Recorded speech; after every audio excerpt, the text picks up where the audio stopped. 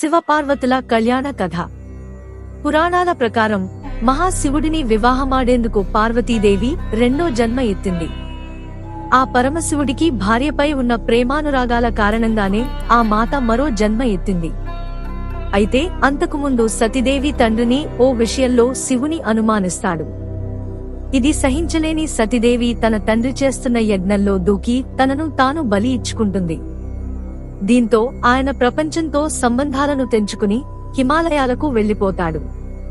అక్కడే ధ్యానం చేసుకుంటూ కాలం గడుపుతూ ఉంటాడు. అయితే అదే సమయంలో శివుడు మళ్లీ ఈ ప్రపంచంలోకి రావడానికి దేవుళ్లందరూ ఆదిశక్తి అయిన సతీదేవిని మళ్లీ జన్మించాలని వేడుకుంటారు. వారందరి విన్నపంతో సతీదేవి పార్వతీదేవిగా మరోసారి జన్మించింది. రెండోసారి హిమలయరాజు హిమవంతుడు భార్య మీనవతులకు బిడ్డగా పుడుతుంది. అప్పటి నుండి శివుడికి తన ప్రేమను తెలపడానికి ఎంతగానో ప్రయత్నించింది. అయితే ఎంతకీ ఫలితం రాకపోవడంతో శివుడి కోసం తపస్సు చేస్తుంది. ఆ తర్వాత విషయం తెలుసుకున్న శివుడు తన ధ్యానాన్ని వీడి పార్వతీదేవి కోసం వస్తాడు. ఇంతకాలం వేచి ఉండేలా చేసినందుకు పార్వతీదేవిని క్షమాపణలు కూడా కోరతాడు.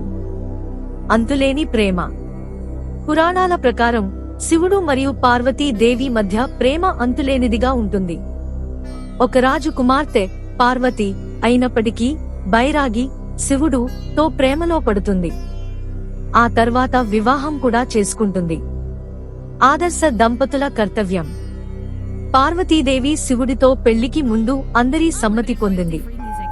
అందరూ అంగీకరించిన తర్వాతే కుటుంబం మొత్తాన్ని ఒకచోట చేర్చుకోవడం ఆదర్శ దంపతుల కర్తవ్యం. తీవ్రమైన తపస్సు. శివుడితో సతిగా వివాహ జీవితం ప్రారంభం కాని సమయంలో ఆమె తరువాతి జన్మలో పార్వతీ అవతారం ఎత్తింది. అంతేకాదు పార్వతీ దేవి శివుడిని భాగస్వామిని పొందేందుకు తీవ్రమైన తపస్సు చేసింది. దీనికోసం అన్ని రకాల కష్టాలను ఎదుర్కొంది. భాగస్వామి పట్ల భక్తి. పార్వతీదేవి ప్రతి జన్మలో శివుడిని మాత్రమే తన భర్తగా పొందడానికి ధ్యానం చేసింది. అదే సమయంలో కైలాసాధిపతి కూడా పార్వతీదేవిని మాత్రమే జీవిత భాగస్వామిగా అంగీకరించాడు. ఇలా వివాహ జీవితంలో ఒకరికొకరు నమ్మకం మరియు అంకితభావం కలిగి ఉండటం చాలా ముఖ్యం. ఆదర్శ తల్లిదండ్రులు. ఆదర్శ కుటుంబం ఎలా ఉండాలో శివుడు మరియు పార్వతీదేవి అందరికీ చూపించారు. భార్యాభర్తల మధ్య ప్రేమ మరియు సాన్నిహిత్య సంబంధం ఉన్నప్పటికీ వీరు ఇద్దరు కలిసి తమ పిల్లలను చాలా పూర్తి బాధ్యతతో చూసుకున్నారు. విజయవంతమైన వివాహ జీవితానికి. శివుడు ఒక యోగి మరియు సన్యాసి. అతను ఎల్లప్పుడూ సమాధి వద్దే ఉండేవాడు. అక్కడే ధ్యానం చేసేవాడు. కానీ పార్వతీదేవి మాత్రం ఇంటి వద్దే ఉండేది. ఎంత దూరంగా ఉన్నా వీరిద్దరి మధ్య ప్రేమ మాత్రం తగ్గలేదు.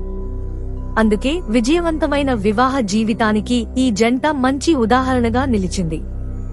అలాగే ఎవరైతే ఈ పార్వతీ పరమేశ్వరుల కళ్యాణం చేయించుకుంటారో వారికి శీఘ్ర వివాహం అయిన వారికి వైవాహిక జీవితంలో ఉన్న దోషాలు తొలగి భార్య భర్తల మధ్య సఖ్యత పెరుగుతుంది.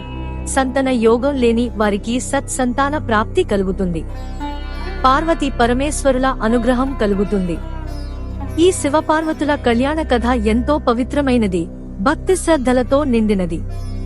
ఇది కేవలం పురాణ గాథ మాత్రమే కాక ప్రతి దాంపత్య జీవితం కోసం మార్గదర్శకంగా నిలుస్తుంది.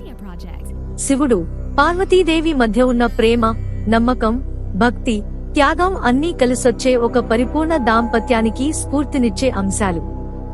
వారి కలయిక యోగం, తపస్సు, ప్రేమ, కుటుంబ బాధ్యతలు, ఒకరికొకరు అంకిత భావంతో ఉండటం ఇవన్నీ మనకు గొప్ప పాఠాలను నేర్పిస్తాయి.